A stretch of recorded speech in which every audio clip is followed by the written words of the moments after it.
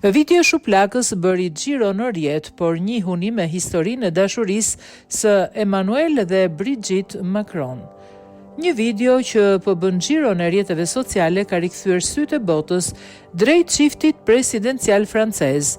Në pamje, Brigitte Macron, 72 vjeç, shihet teksa jep një shuplak të lehtë bashkëshortit të saj, presidenti Emmanuel Macron, 47 vjeç. Edhe pse për disa ishte thjesht një moment i çuditshëm në publik, për të tjerë ishte një nxitje për të rikujtuar historinë e pazakontë të dashurisë së çiftit, më të komentuar në politikën europiane.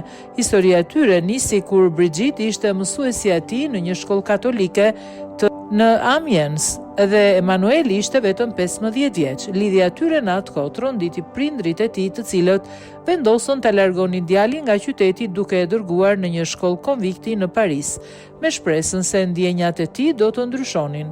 Por nuk ndodhi kështu. Ata mbajtën lidhjen gati një dekadë, ndërsa Brigitte vazhdonte jetën familjare me 3 fëmijë të saj dhe bashkëshortin e ardhshëm. Vetëm pasi fëmijët u rritën, ajo u divorcua në vitin 2006. Çifti e bëri zyrtare marrëdhënie dhe u martuan një vit më pas. Brigitte ka rrëfyer se vendimi për të ndjekur zemrën e saj nuk ka qenë i lehtë. E dija që po lëndoja fëmijët e mi dhe kjo është gjëja më e vështirë për mua, ka thënë ajo në një intervistë për Elle. Por jeta ka momente kur duhet të zgjedhësh. Sot ato janë partner në jetë dhe në pushtet.